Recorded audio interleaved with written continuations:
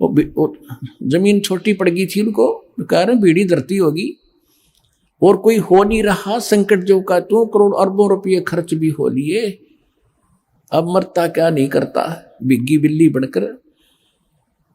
और वो भी साथ साथ श्री कृष्ण जी बोले चलो मेरे साथ, पांचों पांडव छठे कृष्ण जी और रथ लेकर के वहां पहुंचे।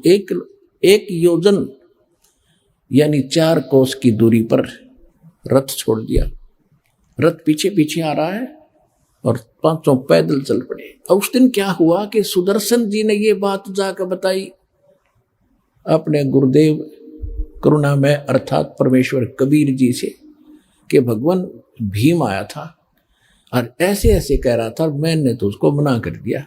परमात्मा बोले बहुत अच्छा किया बेटा, न जल का मर जाता, इतना पाप है उनके ऊपर था, ऐसे अन्न को खाना नहीं चाहिए।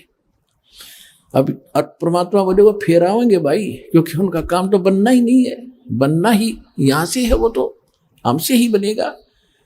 और बेटा अवश्य आएंगे, फिर भी वो आएंगे ना करके तेरे पास माफी मांगेंगे, वो देख लेना जब उनका काम बनेगा। अब सुदर्शन ने सोचा भी ये तो फिर दुखी करेंगे, वो तो वहां से छोड़ के झोपड़ी और भ्रमण पर निकल गया, मैंने भी इस दिन के लिए। उधर से वो आ रहे थे, परमात्मा ने अपनी महिमा बना के रखनी थी, अपने भगत की इज्जत रखनी थी और अपनी भक्ति की टेक रखनी थी, इज्जत रखनी थी, जनता में जनाना था कि हमारी भक्ति ऐसे ऐसे फल सबसे ताकतवर और श्रेष्ठ है। खुद सुदर्शन रूप बनाकर अपने शिष्य का झोंपड़ी में बैठ के जाकर अपनात्मा अध्यात्म मार्ग के अंदर एक ऐसी परमात्मा की रजा होती है, उसमें किसी को बताने की आवश्यकता नहीं पड़ती ये कितनी कौन पोस्ट है या कौन व्यक्ति है, कौन पुरुष है, कौन सिद्ध है, अपने आप ताकतवर के सामने वाला अपने आप झुक जाता है।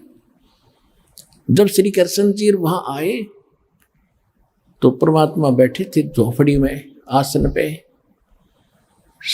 श्री कृष्ण जी ने मुकुट समेत प्रणाम किया। श्री कृष्ण जी दंडवत प्रणाम कर रहे हैं तो सारे पांचों पांडवों ने भी करना था, क्योंकि वो तो फंसे पड़े थे। पहलवान ने भी प्रणाम किया, दंडवत प्रणाम किया।